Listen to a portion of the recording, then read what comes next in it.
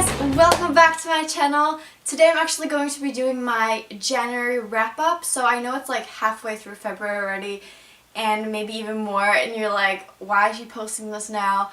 Well, it's because I realized that I just want to talk a little bit about the books I read in January, no matter like how far after I do it.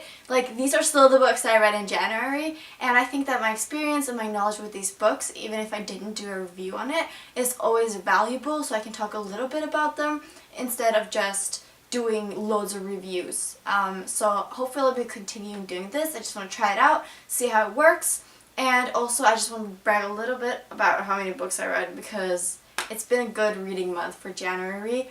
And I don't think I've ever read this many books in a month, like ever. Like, I don't know what's going on with me, it's crazy. I just wanted to say that in the right corner I'll have my review, and in the left corner I have the average good read review on all of these books. Obviously I just want to say that my opinion is based upon how much I enjoyed the book, and not how well it's written and how well the story's built up of, only of how like much I enjoyed it. So obviously that's very relative. So the first book I read is Accidentally Dead by Dakota Cassidy. So this is the second book in the Accidental series. Some of you may remember I did a review on this during the summer when I read Accidental Werewolf, and it looks like this. And I kind of like this book. I think it was really good, but I think this one was even better. So it's basically about these three friends who all have very different characteristics. In this book, it's about a girl who accidentally becomes a werewolf and then falls in love with the guy who bit her. In this one, it's about another girl in the friend group who's accidentally bitten by a vampire and falls in love with the vampire. So it's kind of the same thing, but they're just really like quirky and like written in a really fun way. And I think they're both good. They're really hard to get into, but by the end I just flew through them. The next book is this one right here. This one is a Swedish book. I'm not going to talk too much about it, but I just want to say about this book, this is my favorite Swedish author, Per Nilsson. And he's also my favorite like Swedish contemporary writer. He's written my favorite Swedish books contemporary Swedish books called Hjärtans fröjd, and they're just so heartbreaking. And he has such a beautiful way of writing. It's a very Swedish way, but it's very different from like English writing style. This book is just about two lives who kind of are going through a hard time, but there's nothing like really extraordinary happening. It's just those two kind of parallel lives follow their story, and they see each other but they never talk to each other, and it's kind of frustrating because I thought they'd like meet and like fall in love, whatever, but it's just two parallel stories. It's very beautiful written, but it's very hard to not get disappointed by this book. The next book I read is Swoon, and I did a review on this. You can find it in the cards. And it's basically about this girl who has magical powers, and she kind of brings forth this spirit called Sinclair Youngblood Waters in her best friend and also her cousin's body, and you kind of get to follow the story. I gave this book a very low rating because I absolutely could not follow the story. It was a great story, but it was just written and constructed in such a way that it's just such like a hard time reading it. Then I read The Distributable History of Frankie Londo Banks by E. Lockhart. I made a mission for myself to read all of E. Lockhart's books. This book was so good. It was amazing, and it's nothing like special that's happening in the book. Like, I can't even describe it. It's just about this girl who lives at this boarding school, and she kind of like discovers how the boys treat her and how the girls have unfair things, and she starts planning all these tricks, and it's about this boy club kind of, which her boyfriend is in, and she kind of starts playing with them and stuff. And it's a book about feminism a little bit, but she's also 15 and she's very adult for her age, and it's just so good. I don't know what's good about it because there's nothing special happening, but it's just such a good book. I highly recommend it. Then I read a book called Seriously Wicked by Tina Connolly. And this is just such a quirky book. It's about this girl who has a mother as a witch, and it's kind of a secret, and her mother is crazy. She basically tells her daughter to go out for grocery store shopping, and it's basically just her trying to find like goat blood and weird stuff like fairies, you know, that her mother is going to use for experiments, and she absolutely hates how much her mother's pushing her to be a witch because she thinks that her mother like kidnapped her when she was little and she's not a witch, she's just a normal girl. And then her mother starts doing all these rituals and she's gonna bring forth this demon and she has to stop her, and it's just such a funny book. It's a very short book and it's a trilogy, so I'll definitely be reading the other books in the series because they're just so funny. It's a little like hard to get through the language, but it's just, I really like this book because it's so special. Then I read this book and it's called Don't Judge a Girl by Her Cover, and it is the third book, I believe, in the Gallagher Girls series. It's about these girls who go to a spy school, and this is just kind of another semester in their school where they have different, you know, obstacles and stuff, and there's always something extraordinary happening to the main person.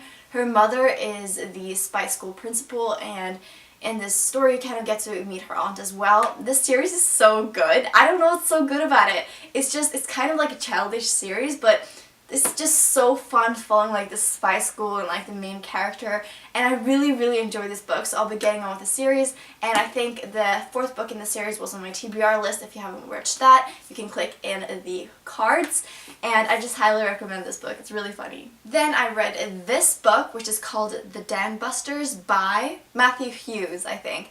And it's basically about this adult man who is kind of introverted, a little bit autistic, and he has a very regular job. He's not really happy with his life. He basically is trying to set up a poker game for his 5 friends, and he makes his own poker board which has 5 corners, and every time he hurts he makes up a curse word. So he accidentally scrapes his hand, draws blood, he curses in this gibberish language, and then a demon appears on his poker table who offers him a deal. And apparently when he cursed, he said a word for summoning a demon, and then he drew blood and he was in a pentagon because of the poker table.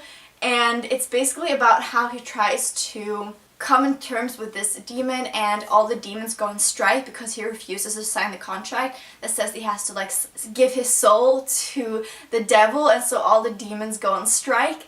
And it's just such a funny book. This book, I gave it a 2 rating, and I think this is because it's a very adult book. Despite the fact that the story is just so quirky and it's just such a weird story that's happening, it is full of politics and finances and maths and religious reviews, and it has everything. Like, this book has point of views in all aspects, and it's kind of like entwined them to make it into a book. So I think if you're interested in both, you know, something that's funny, politics, finances, this kind of thing, religion, and likes opinions about that, as well as superheroes, because this demon and him actually strike a deal with the devil saying he'll be a superhero, and so he doesn't have to like sell his soul. It's really complicated, but if you like this sort of thing, then I recommend the book. It's a little hard language, but I think it was pretty good actually. Then I read this book called A Girl Stolen by April Henry,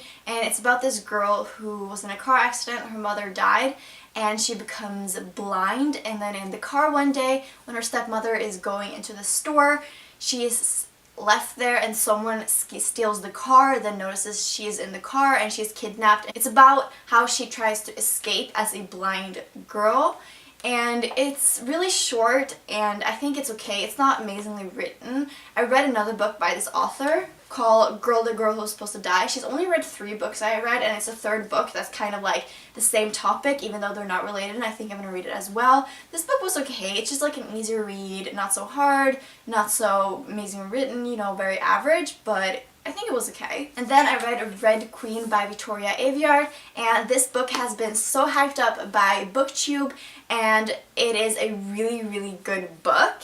And I'm just finished reading the 2nd one, and I just received a 3rd one in the mail, so I think I'm going to be doing a review on this trilogy when it's done. And it's a really good book. It's about this girl who is a red, which means she has red bloods, and they're kind of like lower in society.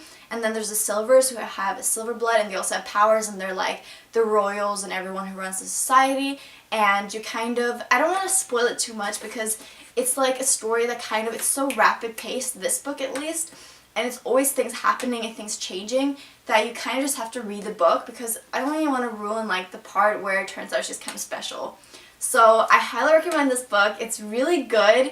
It is kind of dystopian. It's kind of like a lot like The Hunger Games, but hopefully I'll be doing a review in this and you can see more of my opinion on this book. Then I read Another Day by David Levitin. I actually did a book review on Every Day by David Levitin, and these are kind of the same story but from a different point of view. It's a love story, and this is from A's perspective and this is from Rihanna's perspective. Rihanna falls in love with this boy who basically jumps from a different body every single day, who's the same age as him. He doesn't know why it's that, but he's never been in one body for more than one day. This is following her perspective and this is following his perspective. I don't know if this book was necessary, but they're both good.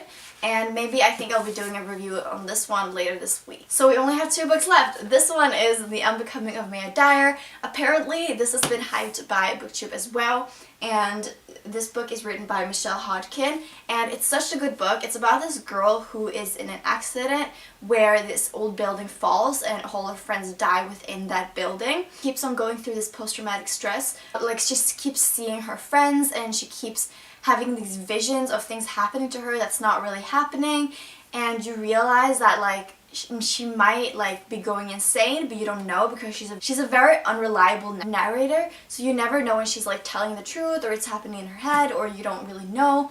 But she moves to this new school and she starts meeting new people, and it's just a really, really good book. Like, I flew through this book so fast, and in the end I'm not even sure if it's like a little bit supernatural or not. Like, I'm not sure whatsoever. I found it in the science fiction bookstores, I think, that it's a little bit supernatural, but I'm just gonna read the 2nd book and 3rd book and see how this one goes. I highly recommend it. The last book that I've read the month of January is 13 Reasons Why by Jay Asher. I did a book review on this book. You can click in the cards if you'd like to see it. This was such a good book. Halfway through the book, I absolutely hated it. The second half, it was just such a good book. It's about this girl who kills herself, and then she sends 13 reasons why as to why she kills herself on these cassettes. And the main character gets these cassettes, starts listening to them, and discovers why this person killed herself. And you don't know what his part is in it. He's really confused. It's such a good book. I highly recommend it. That's all that I read for January. I'm really proud of myself for reading all these books, and there's just so many amazing books. I'm so happy that I read all of them. I hope you guys like this video, and if you guys have any opinions on any of the books that I've read, or you want to share something, thoughts or comments, just leave it in the comments below. I'd love to hear your opinion or what you guys think. I hope you guys all have a lovely day, and I'll see you guys soon. Bye!